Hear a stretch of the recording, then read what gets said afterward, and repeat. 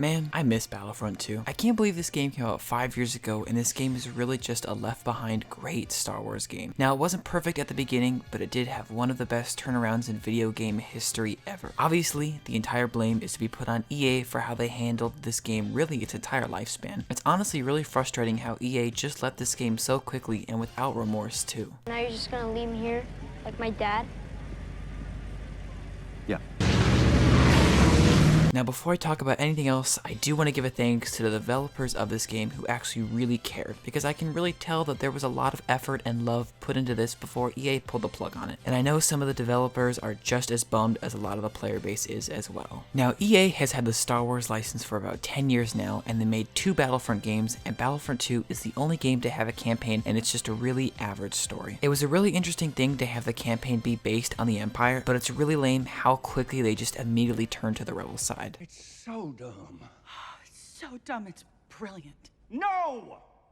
It's just dumb. It was really cool to add a couple of cameos in the game like Luke Skywalker, and the only thing I can give credit to EA is how they got the characterization of Luke Skywalker perfectly. A choice? The rebellion? No. A choice to be better. That's what I'm talking about! That's why he's the MVP! That's why he's the GOAT!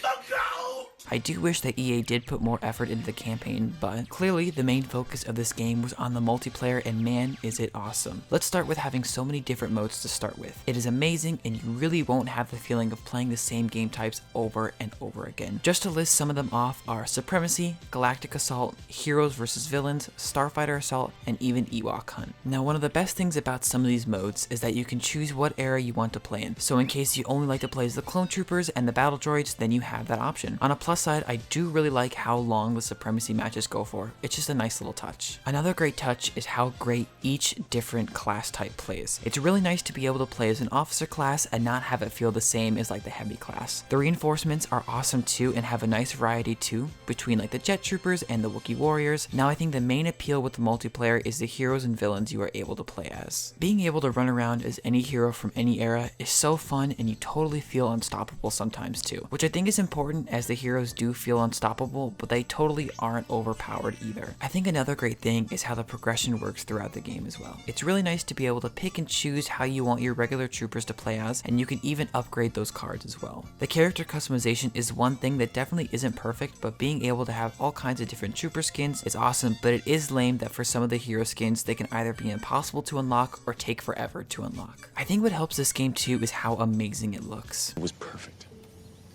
Perfect. Everything, down to the last minute details. Everything looks so great, and sometimes when I'm just playing any match, I'll stop and just look at how everything was perfectly designed and even sometimes pulled straight from the movies. And the same goes for the sound design too, and I'll just never get tired of hearing anything from this game. I really think this game is one of the best action shooter games released in the past few years. Even if you don't like Star Wars, I really think everything just balances each other really well. And if you like Star Wars like I do, then this game just gets even better. And I really think I'll always have a frustration and a disappointment in EA for just completely abandoning this game. Look up idiot in the dictionary. You know what you'll find? Picture me? No!